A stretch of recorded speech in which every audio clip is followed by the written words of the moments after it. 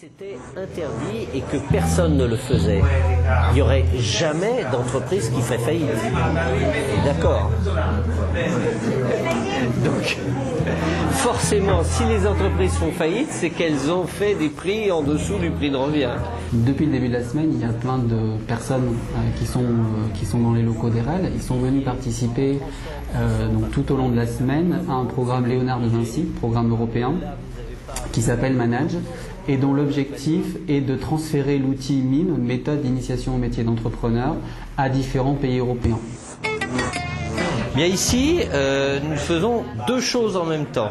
La première, c'est que nous sommes dans le démarrage d'un programme européen qui consiste à transférer une méthode qui a été inventée ici même il y a une dizaine d'années et de la transférer dans différents pays, donc en Espagne, en Italie, en Roumanie, en Suisse et également en France, continuer un transfert qui s'est déjà opéré depuis quelques années, puisque cette année, c'est plus de 1000 participants qui auront été sur une session MIME.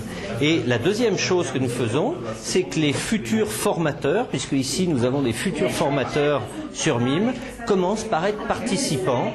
Et donc être participant de MIME, c'est se mettre en situation au cours d'une session qui dure 2 jours sur la production, sur les services, sur tout ce que peut offrir l'entreprise. Le but étant de mieux connaître l'entreprise et de se mettre à la place de l'entrepreneur, du manager. Oui, mais il n'y a pas de problème. Je vais vous donner ça. Voilà. Ça, c'est de produits finis fabriqués par les Verts.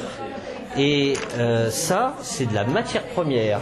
Et donc ici, les Legos, moi, j'en vois pas. Je vois une unité de production, une unité de transformation qui permet de transformer la matière première ici en produit fini ici. Voilà, donc des Legos, je ne sais pas, nous ne savons plus ce que c'est depuis déjà hier matin.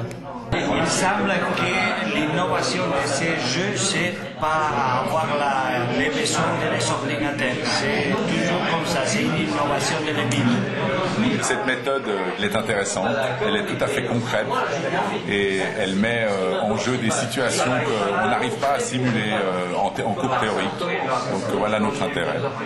On s'aperçoit que lorsqu'on fouille un petit peu, eh bien personne ne connaît véritablement bien l'entreprise. Peut-être les entrepreneurs, mais ils ne savent pas le formaliser et donc encore moins l'enseigner. Donc, comme c'est le fond de cette méthode MIME, mon utopie, ce serait de former tous les professeurs, mais pas seulement les professeurs d'économie, bien entendu, mais tous les professeurs, parce que les entreprises concernent absolument tout le monde, puisque c'est un problème d'insertion professionnelle. On côtoie une entreprise, je ne peux pas toucher une tasse sans penser à l'entreprise qui la fabrique, et donc on fait de l'entreprise un monde à part, mais ça nous concerne, et ça concerne l'insertion professionnelle, ça concerne bien sûr l'entrepreneuriat, qui est le sujet principal d'EREL aussi.